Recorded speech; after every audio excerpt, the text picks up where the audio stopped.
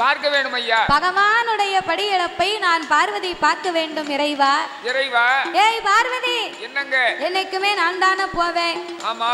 இன்னைக்கு என்னோடு நீ வருகிறேன் என்று சொல்லுகிறாயே. ஆமா. உன்னை படியிழக்கும் இடத்திற்கு அழைத்து செல்வதில் எந்த குறையுமே கிடையாது. அழைத்து போங்க.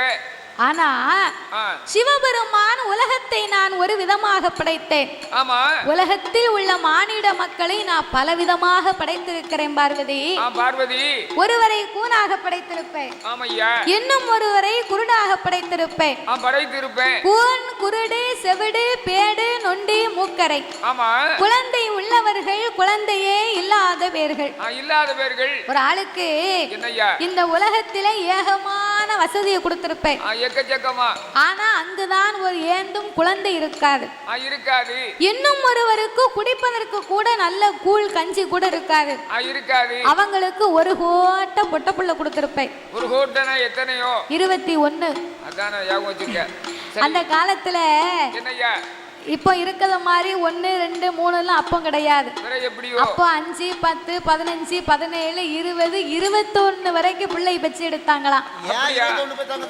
21 பிள்ளை வரைக்கும் ஏன் பெச்சு எடுத்தார்களே? ஆனா அந்த காலத்திலே பிள்ளைகளைத்தான் பெரிய சொத்தா நினைச்சாங்க பெரியவங்க.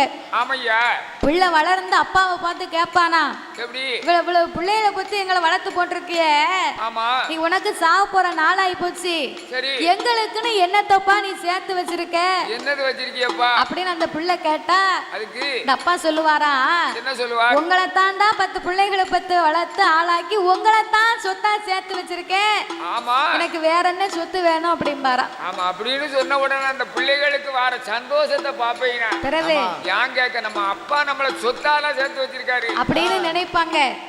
அந்த காலத்துல பெரியவங்க 10 பிள்ளைகளை பத்து கட்டி கொடுத்து எனப்பந்தமா கூடி வாழணும்னு ஆசைப்பட்டாங்க. ஆனா இப்போ அப்படி கிடையாது. தாத்தா இப்ப எல்லாரும் உட்கார்ந்து இருக்காங்கன்னு வச்சுக்கயே, நம்மளுடைய நிகழ்ச்சி இப்ப நடந்து கொண்டே இருக்கு. நம்ம 6 பேரை பார்க்கத்தான் இவங்க எல்லாருமே வந்திருக்காங்க. அப்ப உன்னைய பாப்பாங்க, தாத்தாவை பாப்பாங்க, என்னைய பாப்பாங்க. அப்ப பார்க்கும்போது அவங்கவங்க மனசுல அவங்கவங்க ஏதாவது ஒண்ணு நினைப்பாங்க. உன்னைய பார்த்தா ஒண்ணு நினைப்பாங்க, என்னைய பார்த்தா பாவம் என்ன நினைக்க போறாங்க, என்ன இந்த கொடாடிக்கு தம்பிக்கு 17 வயசு இருக்குமா, இந்த கொடாடிக்கு தொம்பிக்கு 17 வயசா அப்படின்னு நினைப்பாங்க. பரவாயில்ல, கொடாடிக்கு தொம்பிக்கு 17 வயசா. பக்கத்துல உள்ள ஒரு ஆள் சொல்லுவாங்க, சும்மா இருந்தா அந்த பையனுக்கு 14 வயசு தான் இருக்கும் அப்படின்னா. அப்படியா? அதான் கெட்டு கிடக்க கேட்ல 8 கோட்டை சிறுப்பானியா என்னமோ சொன்ன கதையில எலியில் அவுக்க கேட்டுச்சா சபையில. நீ இருக்க இருப்புல உனக்கு 17 வயசா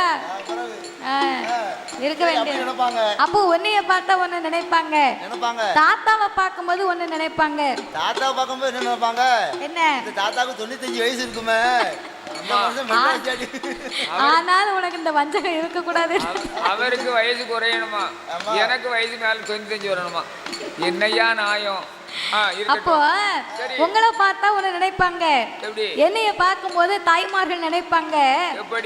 தாய்மார்கள்னா இங்க இருக்கிறவங்களை பத்தி எனக்கு என்னன்னு தெரியல, பொதுவா நம்மள மாதிரி பெண்களா எடுத்துக்கிட்டோம்னு சொன்னா பார்க்கும் போது நினைப்பாங்க, இந்த பிள்ளை இந்த சேலை எங்க எடுத்திருக்கோம் அப்படின்னு இந்த தாய்மார்லாம் நினைப்பாங்க. சில பேர் நினைப்பாங்க, இந்த பிள்ளை போட்டிருக்கிறது கவரிங்கா இருக்குமா இல்ல தங்கமா இருக்குமா தெரியலையே, உரசி பார்த்தா தான் தெரியும், இப்படி எல்லாம் நினைச்சுக்கிட்டு இருப்பாங்க. சில பேர் நினைப்பாங்க, இந்த பிள்ளை சின்ன பிள்ளையா இருக்குமா இல்ல கல்யாணம் முடிஞ்சிருக்குமா இல்ல கல்யாணம் முடிஞ்சிருக்காதா, இந்த பிள்ளை என்ன படிச்சிருக்கோ ஏது படிச்சிருக்கோ அப்படின்னு இப்படிலாம் பல விதமா சிந்தனை போகும். சிவப்பா இருக்காள இந்த பொண்ணு 4-5 வாட்டி ஒரு நாளைக்கு பீஸ் வாஷ் பண்ணுவாளோ, பீஸ் வாஷ் இல்லையா ஃபேஸ் வாஷ். ஃபேஸ் வாஷ் யாருக்கு என்ன தெரியுது, நீ கதையவே மாத்திட்டியே அப்படின்னு கேட்பாங்க. அப்போ பல மாதிரி, அப்போ பார்க்கிறவங்க பல மாதிரி சிந்தனைகள் மாறிக்கொண்டே இருக்கும். அப்ப இவங்க இந்த சேலை நகையெல்லாம் கவனிச்சாங்கன்னா கதையை விட்டுருவாங்க. ஆமையா. கண்ணு பார்க்கமே தவிர கவனம் இருக்காது. கண்டிப்பா. ஆனா அவங்க கண்ணை மூடி இருப்பாங்களே தவிர கவனம் இருக்கும். ஆமா கண்டிப்பா கவனம் இருக்கும். அதனால நீங்க தூங்குங்க, நாங்க படிக்கோம். நாங்க படிக்கிறது உங்களுக்கு தாலாட்டு மாதிரி இருக்கு. அதான். சரி. அப்போ இந்த பார்வதியும் பகவானும் இருபேர்களுமாக ஆலமரத்து அடியில அமர்ந்திருந்தாங்க பாருங்க. ஆலமரத்தை சுத்தி 10 ஆடு மாடு மேய்ந்து கொண்டிருந்தது. மரத்துக்கு மேல ஒரு சின்னஞ்சிறிய பாலகன், ஒரு சின்ன பையன், 10 வயசு இருக்கக்கூடிய பாலகன் மரத்துக்கு மேல முனிகொப்புல உட்கார்ந்து அடிக்கொப்பை வெட்டிக்கிட்டு இருக்கான். முனிகொப்புல உட்கார்ந்து அடிக்கொப்பை வெட்டினா என்ன ஆகும்? என்ன ஆகும்? கொப்பு வரும்போது அவனும் கீழே வந்துருவான். அவன் நினைச்சிருக்கான் எப்படி ஏறும்போதுதான் ரொம்ப சங்கடப்பட்டோம், கீழே வரும்போது படக்குன்னு வந்துடலாம் பாத்தி. அதுக்குத்தான் முனிக்கொப்புல உட்கார்ந்து அடிக்கொப்பை வெட்டுதான். சில காரியம் படல, ஆகையினால விவரம் இல்லாம அப்படி வெட்டுதான். அப்ப இந்த பாலகன் இப்படி முனிக்கொப்புல உட்கார்ந்து அடிக்கொப்பை வெட்டிக்கிட்டு இருக்கான். கீழே விழுந்தா பெத்தவளுக்கு பிள்ளையா போய் சேர மாட்டான். பிறண்டு விழுந்தா இவனை பெட்டி வச்சுதான் பிறக்கணும். ஆண்டவா அதோ பாருங்க, பாலகன் முனிக்கொப்பில் உட்கார்ந்து அடிக்கொப்பை வெட்டுதான், நீங்க போய் இப்பமே காப்பாத்துங்க. ஐயா. ஏ பார்வதி, என் கூட வரும்போது என்ன சொன்ன? நான் சொன்னேன் படியளந்து முடிக்க வரைக்கும் தான் பேச மாட்டோம்னு சொன்ன, நீங்க மறந்துட்டீங்களா? நமக்கு வேலை முடிஞ்சு போச்சு, இப்ப பிள்ளைய காப்பாத்தினா மட்டும்தான் உங்க கூட நான் வருவேன். அப்ப சிவன் பார்த்தார், இதுவரைக்கும் இந்த பாதையா வந்திருக்கோம் போயிருக்கோம், இந்த ஆல மரமும் இல்லை, இந்த பையனும் இல்லை, இந்த ஆடு மாடும் இல்லை, அப்ப இது யாருடைய லீலையா இருக்கும் அப்படின்னு கடவுள் தன் ஞான திருஷ்டியினால் எண்ணி பார்த்தார். தன் ஞானத்தினால் பார்க்கும்போது என்ன தெரியுது? பார்வதி யார் மீது சத்தியம் பண்ணி கொடுத்தா? யார் மேல? அண்ணன் மேல. அண்ணனாகிய கோபால கண்ணன் மேல சத்தியம் பண்ணி கொடுத்தார். செய்து கொடுத்தாள். கண்ணை லேசுப்பட்ட ஆளா? கண்ணை இல்லைன்னா கதையே கிடையாது. கண்ணன் இல்லாத கதையும் கிடையாது. கண்ணன் கதைக்கு கதாநாயகனே கண்ணன் தான். எந்த கதையை எடுத்தாலும் அவர் வருவார். ஆமா, உலகத்திலே இருக்கிறதுலே பெரிய வக்கீல்னா அவர் தான். எவ்வளவு பெரிய பிரச்சனையா இருந்தாலும் கண்ணை கிட்ட போனா சுலபமா முடிச்சிட்டுருவார். எந்த கேஸ்னாலும் முடிச்சு விட்டுருவாரு. அப்பேற்பட்ட கண்ணன் மீது பார்வதி சத்தியம் பண்ணி கொடுத்தா பாருங்க. கண்ணன் தான் பார்வதியின் சத்தியத்தை பரிசோதனை பார்க்கணும்னு சொல்லி இவ சத்தியத்தை மீறி நடக்காளா இல்ல சத்தியத்துக்கு கட்டுப்பட்டு நடக்காளா அப்படின்னு பார்வதியை பரிசோதிக்க கண்ணன் தான் இப்படி ஒரு சூழ்ச்சியை ஏற்பாடு செய்தார். இதை அறியாத பார்வதி பிள்ளைய காப்பாற்றணும்னு சொல்றார். ஆண்டவே என்னால முடியாதுன்னார். இறைவா, பிள்ளைய காப்பாத்தலாம், உங்க பின்னால ஒரு அடி எடுத்து வைக்க மாட்டேன். அப்ப சிவன் பார்த்தார், இவன் சொன்னதை கேட்க மாட்டா அவளுக்கு. சரி பார்வதி, நீ சொன்ன மாதிரியே பிள்ளைய காப்பாத்துவோம். ஆனா ஒண்ணு, அவன் எப்படியும் மேல இருந்து கீழே விழ போறான், வெட்டு முடியத்தான் போறான். அவன் கீழே விழும் போது இதுல ஒரு 2 கேள்வி கேட்பேன். நீங்க சரியா சொன்னாதான், சரியா சொன்னா தாத்தா 100 ரூபாய் தருவார். ஆமா, டயர்ல இருக்கல எடுத்து கொடுத்துருவோம். ரூபா கொடுத்துருவோம். கரெக்டா சொன்னா கொடுத்துருவோம். அதனால கவனமா கேளுங்க. சரி. அப்ப இந்த பாலகன் வெட்டு முடிந்து எப்படி கீழே விழுவான்? இவன் கீழே விழும்போது என்ன பார்த்தா அம்மான்னு விழுந்தா பார்வதி நீ காப்பாத்து, நீ போய் காப்பாத்து. என்ன பார்த்தா அப்பான்னு விழுந்தா நான் போய் காப்பி ஆத்துவேன். நீ காப்பி ஆத்துனா, நான் காப்பி ஆத்துனா நல்லா இனிக்கும். சீனியே போட வேண்டாம், இனிப்பு அப்படி இருக்கும். யார் கை ராசி அப்படி. அதுதான் உமக்கு ஆவாத, உமக்கு தான் சக்கரை வியாதி இருக்கு. யாருக்கு சக்கரை வியாதி இருக்கா? எனக்கு அரை சீனி போட்டு தருவா. அப்ப ஒரு பாயாசம் போட்ற வேண்டியதானே. பாயாசம் போட்டா சரியா போகுது. பாயாசம் போட்டா சரியா போகும்னா. அப்போ இந்த பாலகன் அம்மான்னு சொன்னா நீ காப்பாத்து, அப்பான்னு சொன்னா நான் காப்பாத்துவேன் அப்படின்னு 2 பேருமே பேசி முடித்தாங்க. ஆமையா. ஆத்திரக்காரனுக்கு புத்தி கட்ட ஓங்கி ஓங்கி ஓங்கி ஓங்கி வெட்டுனா. வெட்டு முடிந்து கொப்பும் பையனும் கீழே வாராங்க. பையன் மேல கொப்பு கீழே, கொப்பு மேல பையன் கீழே. அவங்க கரணை போட்டு வாராம் பாருங்க. ஏ பாவி, உயிர் மேல ஆசை இருந்தா என்ன பத்தா அம்மான்னு இருக்கலாம், இல்லைன்னா என்ன பத்தா அப்பான்னு இருக்கலாம், தாயே முத்தாரம்மானா அவளாவது போய் காப்பாத்திருப்பா. காப்பாத்துவா.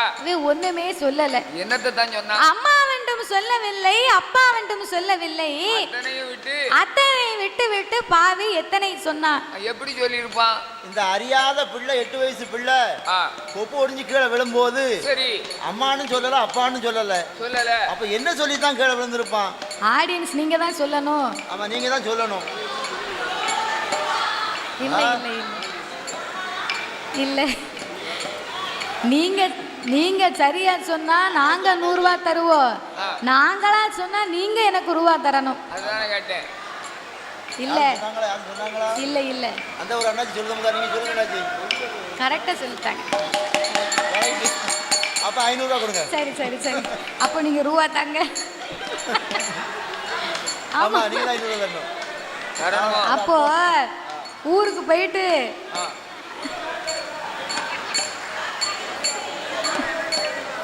பாத்திருக்கீங்களா? ஊருக்கு போயிட்டு உங்களுக்கு அக்கௌண்ட்ல போட்டு விடுது என்ன? ஆமா நம்பர் மட்டும் கொடுங்க.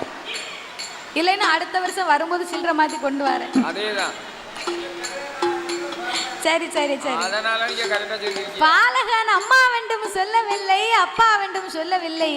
சரி நான் செத்தேம்னா போ. வாக்கு சனியும் போக்கல. அதுதான் செத்தேம்னு விழுந்தான், செத்து போனாண்டி. ஆமா அதான் பெரியவங்க சொல்லுவாங்க, என்ன சொல்லுவாங்க? அவன் அவன் வாழ்க்கை அவன் அவன் வாயிலன்னு இருக்கான். என்ன 4 வழிச்சாலை ரோடா போட்டுருக்கு? ரோடா போடுவாங்க. இந்த கேட்ட நீ தானே சொன்ன. அவன் அவன் வாழ்க்கை அவன் அவன் வாயிலன்னா சரி நல்லதை பேசணும், நல்லதை நினைக்க வேண்டும். நம்மளுடைய எண்ணங்கள் சிந்தனைகள் எப்படி இருக்கிறதோ அதற்கு ஏற்றபடிதான் நம்ம வாழ்க்கையை ஆண்டவன் கொடுப்பார். ஆமையா. இந்த உலகம் எதிர்மறையான உலகம். ஒரு பந்தை கொண்டு நம்ம சிவத்துல எரிஞ்சோம்னா அந்த பந்து நம்ம கிட்ட தானே திரும்பி வரும். நம்ம எதை செய்கிறோமோ அதுதான் நமக்கு திரும்பி வரும். இப்ப கல்லெத்தி நம்ம கீழே விழுந்தோம்னு வைங்க, கல்லெத்தி விழுந்தா எம்மான்னு விழுந்துடணும், இல்லன்னா எப்பான்னு விழுந்துடணும். நான் செத்தேன் அப்படின்னு சொல்லக்கூடாது. அப்படி நமக்கு அதான் கிடைக்கும். அதாவது நாம சொல்லக்கூடிய வார்த்தை பலிக்குமாயா? வார்த்தைக்கு உயிர் இருக்கின்றது. அந்த வார்த்தை சொல்லக்கூடிய வார்த்தை கண்டிப்பாக பலித்தே தீரும். அதாவது ஒரு ஊர்ல ஒரு அம்மாவும் ஒரு ஐயாவும் வாழ்ந்து வந்தார்கள். அவங்க 2 பேருக்குமே ரொம்ப நாளா திருமணமாகி குழந்தையே கிடையாது. 7 வருடமா இப்படி பிள்ளையே இல்லாம அந்த அம்மா தினமும் அந்த ஐயாவை கூப்பிட்டு சாப்பிடும் போதெல்லாம் சொல்லிக்கிட்டே இருப்பாங்களாம், எனக்கு தான் பிள்ளை இல்ல, அதனால என் தங்கச்சி இருக்கிறாளே அவளை கல்யாணம் பண்ணிக்கோங்க. அப்படி சொல்லி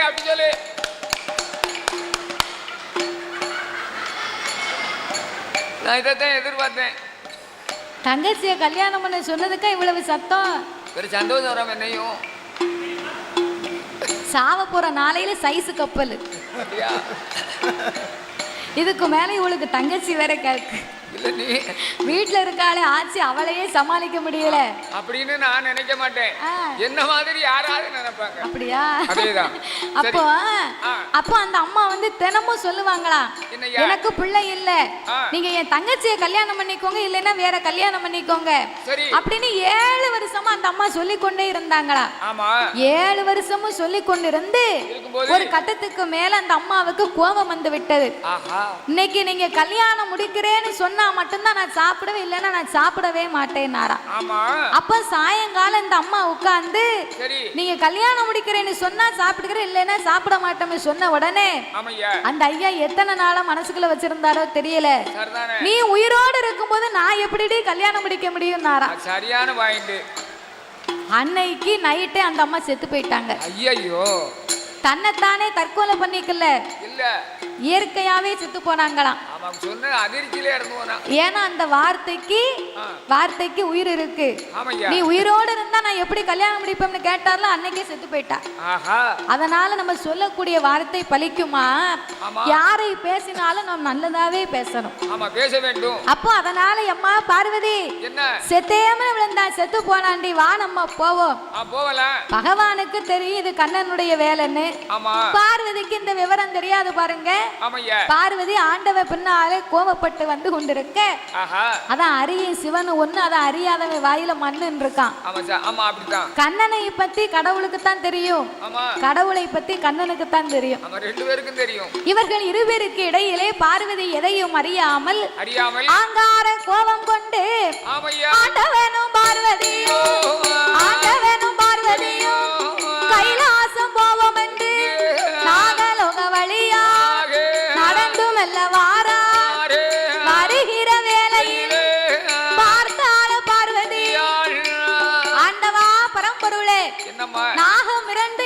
தவம் இருக்கிறாங்களே இவங்களுக்கு என்ன வேணும்? சொல்லம்மா. 12 வருடமா பிள்ளை இல்லடி, அதனால பகவானை நினைத்து தவம் இருக்கிறாங்கன்னு சொன்ன உடனே பிள்ளைக்காக இப்படி ஒரு தவம் இருக்கணுமா? நீங்க இப்பவே குழந்தை வரத்தை கொடுங்கண்ணா. கொடுங்க ஐயா. என்ன என் கூட வரும்போது அங்க என்னடானா அந்த பிள்ளைய காப்பாத்துன, அதுக்கு என்ன ஏங்க இப்ப இவங்கள பிள்ளை வரத்தை கொடுக்கணும்னு சொல்லுகிற. சரி, என்ன பிள்ளை வரம்னா சும்மா சக்கா புக்கா வியாபாரமா? அதானே கேட்டேன். இல்ல மார்க்கெட்ல விக்க மாங்காயா, கத்திரிக்காவா காய்க்க வாங்கி கொடுக்க? அவங்க போன சென்ம பாவ புண்ணிய கணக்க பார்க்கணும். பாவ புண்ணிய கணக்கிலே இவங்க பாவம் செய்திருக்கிறார்களா புண்ணியம் செய்திருக்கிறார்களா, பிள்ளை வரம் இருக்கா இல்லையா என்று பார்த்தா மட்டும்தான் என்னால சொல்ல முடியும். என் புண்ணால சத்தம் இல்லாம கைலாசத்துக்கு வாங்கினார். ஆண்டவா, என்ன மாதிரி ஒரு பெண்ணின் தவம் இருக்கா நான் பார்த்து விட்டு வர முடியுமா? நீங்க இப்பவே இவங்க கணக்க பாருங்கன்னா. கணக்கை பார்க்கணும்னா எங்க போக? அந்த உங்க செல்ல கொடுங்க, நான் கணக்கு அடிச்சு பார்க்கேன். கால்கட்டு வேணுமா? செல்லுலயும் பாப்பேன். என்னது? அதான் கூட செல்ல கேட்டேன். கால்குலேட்டர். கால்குலேட்டர். சரி. அப்போ இவங்க 2 பேருடைய கணக்கை பார்க்கணும்னா அந்த கணக்கு இல்ல, உன் கணக்கும் சரி என் கணக்கும் சரி இந்த குடத்துக்கார கணக்கும் சரி, நம்ம எல்லார் கணக்குமே அங்க அவர்கிட்ட தான் இருக்கு. அங்கதான் இருக்கு. ஏன் அங்க இருக்குன்னா, நாம பாவம் செய்திருந்தால் பாவ கணக்கு, புண்ணியம் செய்திருந்தால் புண்ணிய கணக்கு. அவர் யாரு தெரியுமா? கைலாசத்து கணக்க பிள்ளை சீராக கணக்கெழுதும் சித்திரபுத்திர நயினார். அந்த சித்திரபுத்திர நயினாரை வரவழைத்து நாகராஜன் நாகக்கண்ணியின் கணக்கை பார்க்க, அப்ப இந்த நாகராஜ மன்னவன் ஐயா போன ஒரு சன்மத்திலே நாகமுடி ராஜமன் வேடவனாதான் பிறந்து 8 மாத சூழ்மான அம்பாலையில் இருக்கார். அவன் உயிரம் வைத்திருக்கார். மானை கொன்ன தோசத்தால் ஒரே மதலை ஒன்று கிடையாது.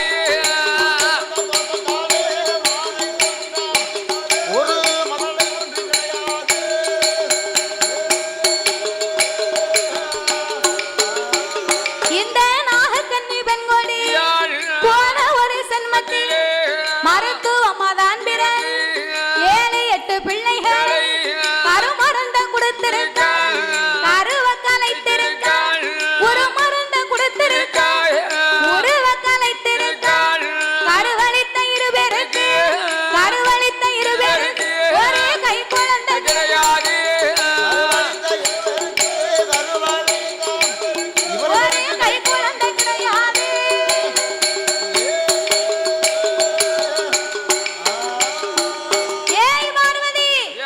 இந்த நாகராஜன் வனவேடுவனாக பிறந்து 8 மாத சூழ்மானை அம்பாள் ஏது அதை கொன்று போட்டாண்டி. மானை கொன்னாலும் பரவாயில்லை, மான் வயத்துக்குள் இருந்தது ஒரு அழகான பெண் சிசுவு. பெண் பாவம் பொல்லாத பாவமடி, பிள்ளை வரம் கிடையாது. சரி, இந்த நாகக்கண்ணி கணக்க பாருங்க. நாகக்கண்ணி கணக்க பார்த்தா அவ மருத்துவமாக பிறந்து 7-8 பிள்ளைகளுக்கு கருமருந்தை கொடுத்து கருவையே கலைத்திருக்கிறார். இந்த கூறுகட்ட வேலை அப்பவே நடந்திருக்குன்னா, அப்போ அந்த காலத்துல விவரம் இல்லாம அப்படி இருந்திருக்காங்க. இப்படி மருத்துவங்கள் கிடையாது. இப்போ அதுக்கெல்லாம் சட்டம் வந்தாச்சு. ஆமா, கை மருந்துகள் தான். ஆமா, எள்ளு, கருப்பட்டி, சுக்காவேறு, பனம்பாலை, இப்படி இன்னும் சில பச்சளைகளை சேர்த்து அமில ஓட்டு அரைச்சு 1/2 கிளாஸ் கொடுத்துட்டா போதும். முதல்ல ஒன்னிய தூக்கி உள்ள வைக்கணும். நான் எங்க கிளவி ஒருத்தி இருந்தா, ஏடா பேர பிள்ளை, இந்த மருந்தை நீ கைவசம் கேட்டு வச்சுக்கோடா, உனக்கு நாளை பின்ன உபயோகப்படும்னா. நான் உபயோகப்படுத்தவும் இல்லை, அந்த மருந்தை சொல்லவும் இல்லை. பிறவே சரி. அப்ப இந்த நாகராஜனும் நாகக்கண்ணையும் செய்த பாவத்துக்கு என்னால் குழந்தையே கொடுக்க முடியாது பார்வதி என்றார். அப்பந்தான் ஆதிசக்தி சொன்னா, போன சென்மத்திலே பாவம் செய்தார்கள், அதற்கு பரிகாரமாகத்தான் இந்த சென்மம் தவம் இருக்கிறார்கள். தவத்துக்கு மனமிறங்கி நீங்க தவ குழந்தை கொடுத்தா என்ன? சாமி, என்னை போல பெண்ணல்ல, பெண்ணுக்கு மனம் இறங்கி பிள்ளை வரம் கொடுக்கவே, மங்கைக்கு மனம் இறங்கி மகளை வரம் கொடுக்கவே, தவத்துக்கு மனம் இறங்கி தவ குழந்தை கொடுக்க வேணும்.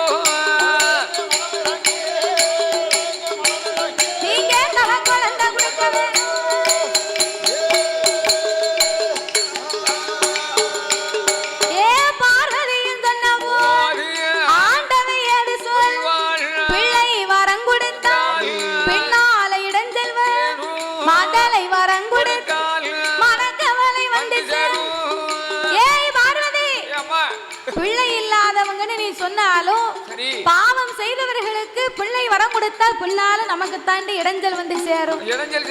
கடலை வரம் கொடுத்தா மனக்கவலை வந்து சேரும். குழந்தை வரம் கொடுத்தால் நாமளுக்கு கொடுங்கவலை வந்து சேரும். பார்வதி என்னால முடியவே முடியாது, வா நம்ம கைலாசத்துக்கு போவோம். பெண்ணை கண்டா பேயும் மனமிறங்கும்னு சொல்லுவாங்க. உனக்கு கொஞ்சம் கூடவா மனசு இறங்கல? கொஞ்சம் கூடமா ஈரம் இல்ல.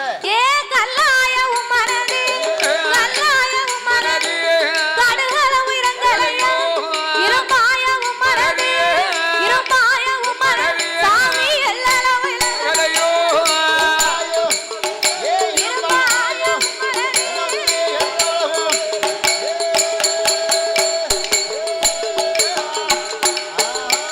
நீங்க பிள்ளை கொடுக்காவிட்டால் பின்னால வரமா, கைலாசம் வரமா, கடவுள் என்று சொல்லமா, பொங்கி பொறிக்கமா, பூமாமன்னு சொல்லமா, ஆக்கி அவிக்கமா, ஆலமன்னு சொல்லமா, கைலாசம் வரமா, கடவுள் என்று சொல்லமா, பாதபூஜை முடிக்கமா, பாதபூஜை முடிக்கமா, உங்களுக்கு பணிவிடையும் செய்ய மாட்டேன்.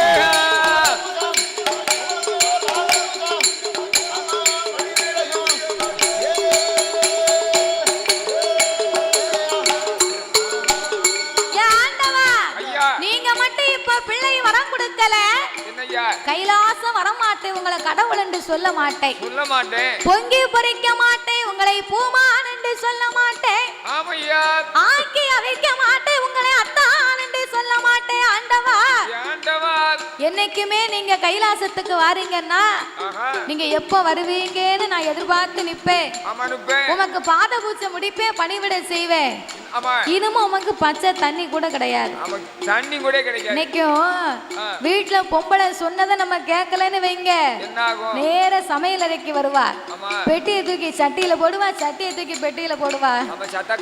ஆமா, அடுப்பங்கரையில இருக்க பாத்திரம் முத்தத்துக்கு வந்துரும் பாத்துக்கோ. நீ என்னமும் செய்ய, என்கிட்ட கேட்காத. உனக்கு நம்ம சோறும் இல்ல கறியும் இல்ல, என்னைய நீ சாப்பாடு பொங்க சொல்லாத. நாளைக்கு நான் எங்க அப்பா வீட்டுக்கு போறேன், நீ நல்லா பொங்கி சாப்பிடு, கறி சட்டியும் கையுமா அலைஞ்சாதான் உனக்கு அறிவு வரும் அப்படின்னு அந்த அம்மா போட்டு போயிருவா. நல்ல ஹோட்டலை பார்த்து நல்ல பிரியாணியா சாப்பிடுவோம். நல்ல ஹோட்டல் பார்த்து பிரியாணி சாப்பிடுவியா? அதுக்காண்டி வீட்டுல பொம்பளை ஊருக்கு போயிருச்சுன்னா என்ன முடியும்? என்னாச்சு அப்படி சொல்லுங்க, ஏன் கூட நீ அப்படி சேரணும். நீ ஹோட்டல்ல போய் எத்தனை நாளைக்கு சாப்பிடுவ? ஆமா, ஹோட்டல்ல துட்டு கொடுத்து சாப்பிடுவேன். அப்படியா? ஆமா. அப்ப பிறகு நீ கல்யாணமே முடிக்காம இருந்திருக்கலாம்ல? அது முடியாம இருந்திருக்கலாம், பெரிய ஆள்கிட்ட விவரம் கேட்காம விட்டுட்டேன். அப்ப இப்பவும் ஒண்ணும் கெட்டு போகல. நீ வேணான்னு சொல்லு, ஆட்சிக்கு உனக்கு டிவோர்ஸ்க்கு நான் ரெடி பண்ணுதேன். இன்னமெல்லாம் ஒண்ணும் செய்ய முடியாது ஆட்சிய. அவன் நல்ல பெர்மனன்ட் ஆகி போனான். கட்டிய மனைவி வந்து அவன் பேரம் பேத்தி சந்தோஷமா இருக்கும்போது சரியா அவட்ட எந்த பொருள் வாங்கி சாப்பிட்டா தான் ருசிக்கும். ஆமையா, சாப்பாட்டுல இருந்து அனைத்துமே அவன் கஷ்டப்பட்டு கொடுத்தான்னா, சந்தோஷம் இல்லாதனால அவன் கொடுத்தான்னா அது எந்த பொருளுமே ருசிக்காது. அப்படியா? ஆமா. அதனால இந்த பார்வதி நம்ம பேச்ச ஆண்டவன் கேட்கல.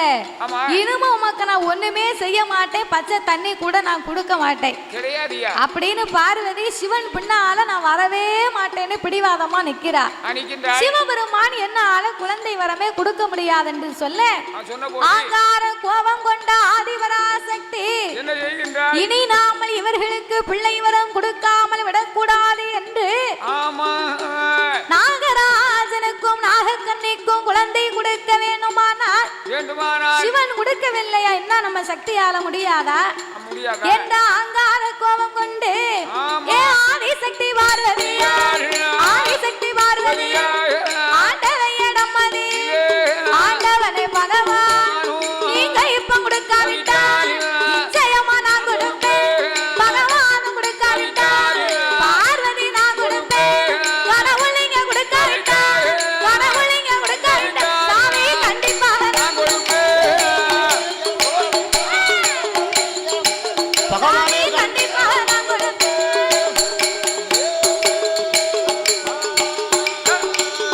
ஏ பார்வதியும் சொன்னப்போ ஆண்டவை ஏடு சொல், ஏடி அம்மா பார்வதி, ஏய் பார்வதி, என்னை எதிர்த்து இருபேருக்கும் குழந்தை வரம் கொடுக்க வேண்டுமா இறைவா ஐயா இந்த உலகத்தில் ஒரு மனிதன் ஆவதும் பெண்ணால் அவன் அழிவதும் பெண்ணால் என்ன சிவன் உம்மால் முடியாதண்டா சக்தி என்னால முடியாதுன்னு நினைக்கிறீரா?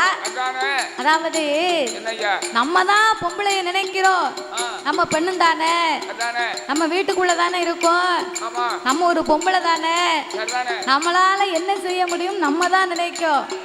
ஆனா இன்னைக்கு சொல்லுகிறேன் கேளுங்க, பெண்கள் நினைத்தா எதை வேண்டுமானாலும் செய்து முடிக்கலாம். ஒரு பைத்தியார காலத்துல வந்து பெண்கள் வந்து எதுவுமே செய்ய முடியாது. இப்ப வந்து பிளேன் முத கொண்டு ஓட்டுகிறார்கள். அதனால சபரிமலை ஐயப்ப சாமி பிறந்தார்னு சொன்னா கூட அதுவும் ஒரு பெண்ணாலதான். என்பெருமான் அரக்கனை வதை முடிப்பதற்கு நாமல் என்ன செய்தா இந்த அரக்கனை வதை முடிக்கலாம் என்று எண்ணி பார்த்தார். உலகத்துல எத்தனையோ இருக்கு, எப்படி வேணா அவர் நினைச்சிருக்கலாம். ஆனா கண்ணபிரான் கடைசியாகவே அரக்கனை வதை முடிக்க எடுத்த அவதாரம் என்ன தெரியுமா?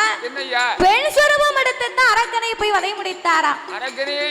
அதனால பெண்ணால் கூடாத காரியம் வேறு உலகத்தில் எதுவுமே கிடையாது. நம்ம நினைச்சா எதை வேணாலும் செய்யலாம். ஒரு பெண்ணானவள் வந்து குடும்பத்தை வாழ வைக்கனாலும் வாழ வைப்பா, தாழ வைக்கனாலும் தாழ வைப்பா. எல்லாம் கையில தான் இருக்கு. அதனால நம்மளே சாதாரணமா நினைக்கவே கூடாது. தைரியமா நம்ம செய்யக்கூடிய நம்பிக்கை நமக்கு இருந்தா போதும். அவங்க என்ன சொல்லுவாங்க, இவங்க என்ன சொல்லுவாங்க, கூட இருக்கவங்க என்ன சொல்லுவாங்க, அதெல்லாம் தேவையே கிடையாது. இந்த காதுக்கு எதுக்கு 2 ஓட்டை கொடுத்துருக்காங்க தெரியுமா? கெட்டது வந்து அங்கிட்டு வாங்கிட்டு இங்கிட்டு கொடுக்கறதுக்கு தான். அதனால சிவன் உம்மால் முடியாதண்டா சக்தி என்னால முடியும். நீங்கள் கொடுக்கவில்லையா நான் நிச்சயமா நான் கொடுப்பேன்னு சொன்ன உடனே சிவனுக்கு கோபம் வந்து விட்டது. ஏய் பார்வதி, என்னை மீறி நீ எதிர்த்து பேசிவிட்டாய். பிள்ளை இல்லா நாகராசனுக்கும் நாகக்கன்னிக்கும் நீயே 8 பிள்ளையா பிறக்கணும் போ அப்படின்னு ஆண்டவே சாபத்தை கொடுத்தார். பார்வதி சொன்னா, ஆண்டவா நான் யாருக்கு பிள்ளை வரம் கொடுக்க சொன்னாலும் நீயே போய் பிறக்கணும்னு எனக்கு சாபத்தை கொடுக்கறீங்க. ஒரு நாகத்தின் வயத்திலே நான் சக்தி சென்று கருவாக சனிப்பதற்கு சட்டம் இல்லை. கருவச்சு பிறக்குமானால் அது தெய்வமும் இல்லை. எனக்கு மாற்று வரம் தாங்க, நான் இப்பமே போய் பிறக்கிறேன்னு சொன்னா. இந்து தெய்வமானது எந்த தெய்வமே கருவுற்று பிறந்த சரித்திரம் கிடையாது. அப்படியே பிறந்தாலும் மானிட தெய்வமா இருந்து மறுஉயிர் கொடுத்து தான் அது தெய்வமா இருக்கும். அதனால எனக்கு மாசு வரம் தர வேணும் என்று பார்வதி கேட்க, அப்படியானால் நாகராஜனுக்கும் நாகக்கன்னிக்கும் நம்ம முட்டையிடக்கூடிய வரத்தை கொடுக்கலாம். கொடுத்தா 48 நாள் ஒரு மண்டலம் முடிவதற்கு முன்னால ராஜநாகம் தன்னை அறியாமல் கொத்தி குடித்தாலும் குடிக்கும். அதனால் இவர்களை தெய்வ குழந்தையாக பிறவி செய்ய இருப்பதனால அமிர்தம் என்னும் 8 கலசங்களை வரவழைத்து அந்த நாகராஜனுக்கும் நாகக்கன்னிக்கு வரமாக கொடுத்து 21 நாள் அரை மண்டலங்கள், 48 நாள் ஒரு மண்டலங்கள் வரைக்கு அவர்கள் அரண்மனையில வைத்து 8 கலசத்தையும் பூஜை இருந்து வர சொல்லு. அந்த 48 நாள் ஒரு மண்டலத்துக்குள்ளாக ஆதி பராசக்தி அம்பிகை அங்கையர்கண்ணி அகிலாண்ட கோடி பிரம்மாண்ட நாயகி உன் 1008 சொரூபத்தில அரை சொரூபத்தை மட்டும் எடுத்து கரு உருவாக சனித்து நீ கை குழந்தையா பிறக்கணும் போனார். பார்வதி ஆட்டு வண்டு வரங்களை வாங்கி கொண்டு அமிர்தம் என்னும் 8 கலசத்தை கொண்டு வந்து நாகராஜனுக்கும் நாகக்கன்னிக்கு வரமாக கொடுத்தாய். அரண்மனைக்கு கொண்டு வந்தார்கள். மேல வாசல் கோட்டையிலே 8 கலசத்தை வட்டமாக அடுக்கி நாகம் 2ம் தன் உடலை போட்டு சுத்தி அவர் படத்தை மேலே விரித்து 21 48 நாள் ஒரு மண்டலங்கள் 48ஆம் நாளையிலே அந்த 8 கலசத்திலே யார் யாரெல்லாம் அந்த அவதாரம் செய்ய போறா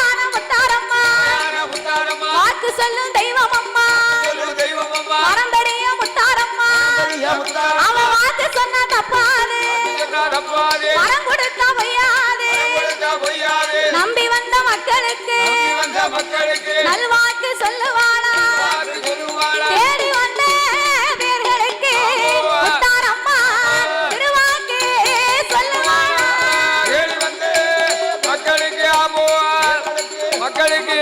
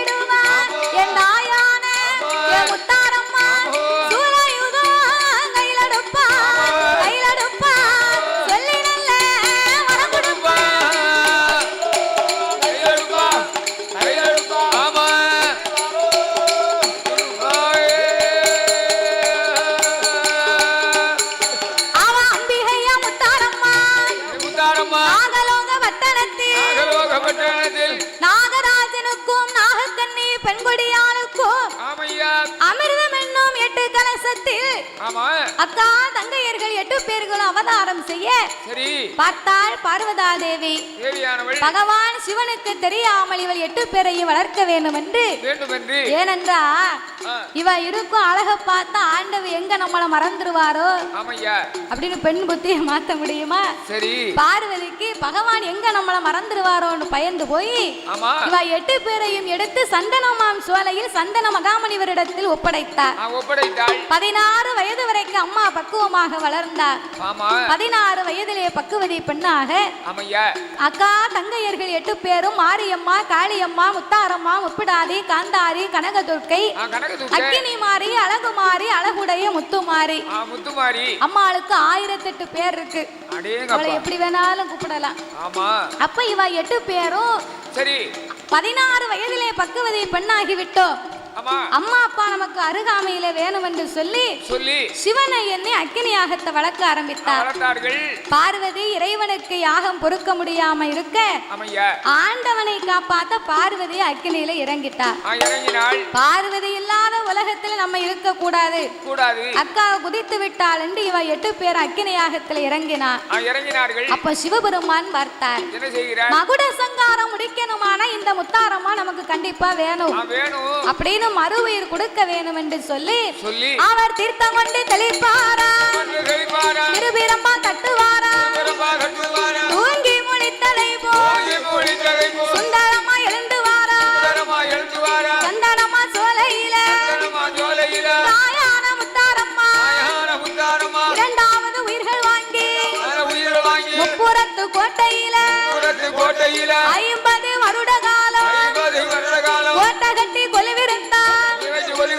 51 வருடத்தில ஆணவ உண்டாகி அம்மா கோட்டை தீப்பிடிக்க அங்கு ஒரு உயிர்கள் வாங்கி 3வது உயிர்கள் வாங்கி தாயான முத்தாரம்மா மச்சரிசி வனமதியில சாகாத மகுடனைத்தான் சங்காரம் முடிப்பாளா, மகுடனைத்தான் மறை முடித்து கைலாச மலையடியில கடவுளோட இடமதியில 21 முத்து வரம் பச்சை முத்து வரங்கள் வாங்கி பரிசோதிக்க வேணும் என்று அத பகவானுக்கு போடுவாளா தாயான முத்தாரம்மா முத்தள்ளி வீசி அங்க முக்கண்ணன நோகடித்து முத்து போட்டு முத்திரங்கி முக்கண்ணை இடம் மதியில ஆக்கு வர அழிக்கு வர 1008 வரம் கொல்லும் மரம் வெல்லும் மரம் ஓடி வரங்கள் வாங்கி வண்டிக்கார வைரவர அழைத்து கொண்டு கைலாச மலை கடந்து கனக சங்கிலி பருவதம்மா நெருப்பாறு வைப்பாரா நேரைகள்லாம் ஒரு சுரையா சீர்காழி சிதம்பரமோ தென்மேற்கு அண்ணாமலை மாயவர கும்பகோணம் திருக்கடையூர் பாதையாக குற்றாலம் தன்னடியில அருவிக்கர நீராடு குற்றால நாதரையோ புலல்வாய்மொழி அம்மாளையோ கண்டு மெல்ல நான் வணங்கி குற்றாலம் தன்னை விட்டு தென்காசி தன்னடியில ராஜ கோபுரத்தில் விசாலாட்சி உலகம்மா காசி விஸ்வநாதரையோ கண்டு மெல்ல நான் வணங்கி அங்கிருந்து பயணமாகி சங்கரகோவில் தன்னடியில தெப்பத்தில நீராடி தீர்த்தமாடி மாத்துடுத்தி சங்கரனை நார அவன கோமதிய நான் வணங்கி அங்கிருந்து பயணமாகி சங்கரகோவில் தன்னை விட்டு திருவில்லிபுத்தூர் பாதையாக ஆண்டாள நான் வணங்கி அங்கிருந்து பயணமாகி திருமங்கலம் வழியாக மதுரை தன்னதியில மீனாட்சிய நான் வணங்கி சொக்கரையும் தான் வணங்கி அங்கிருந்து பயணமாகி எங்க போவோம் என்று தாயான முத்தாரம்மா மதுரை தலை கடந்து திருச்சி பாதை கூடி அங்கிருந்து பயணமாகி எங்க போவோம் என்று மேல்மருவத்தூர் பாதையாக மேல்மருவத்தூர் தன்னடியில ஆதிபரா சக்தியத்தா கண்டு வல்ல நான் வணங்கி சென்னை மாநகரத்தில பரங்கிமலை பக்கத்தில ஆதம்பாக்க உறவில அம்மா கொலுவிருக்க வேணும் என்று என் தாயான முத்தாரம்மா அவன் எத்தனையோ ஊர் இருக்க அத்தனையும் தான் கடந்து தாராள முத்தாரம்மா இந்த ஆதம்பாக்க ஊருக்குள்ள நிலைய மதம் வாங்கி ஆண்டுக்கு ஒரு முறையோ கொடை போட்டு கொடுப்பாரா அவன் நம்பி வந்த மக்களுக்கு அவன் நல்வாக்கு சொல்லுவானா என் தாயாகப்பட்ட முத்தாரம்மா இந்த சென்னை மாநகரத்திலே பரங்கிமலை பக்கத்திலே இந்த ஆதம்பாக்கம்மா ஊருக்கு மத்தியில் எத்தனையோ ஊர் இருக்க அத்தனையும் கடந்து இந்த நான் நன்னகரத்திலே வந்து ஆதம்பாக்கத்திலே அம்பிகை நிலையத்தை வாங்கி ஆண்டுக்கு ஒரு முறை கொலை போட்டு கொடுக்க நம்பி வந்த மக்களுக்கு நல்வாக்கு சொல்லும் தெய்வமாக தேடி வந்த மக்களுக்கெல்லாம் திருவாக்கு சொல்லும் தெய்வமாகவும் சாலை போக்குவரத்து மக்களுக்கு பாதுகாப்பாகவும் அமர்ந்து கொண்டு என் தாயாகப்பட்ட முத்தாரம்மா இந்த சென்னை மாநகரத்திலே வாழக்கூடிய மக்களையும் அம்மானை தேடி வந்து வணங்கி வரக்கூடிய பக்தர்களையும் ஆதம்பாக்கம் வாழும் மக்களையும் மக்களையெல்லாம் அம்மா ஒரு பயிராக வளர செய்து மக்கள் ஒரு பயிராக என் முத்தாரம்மா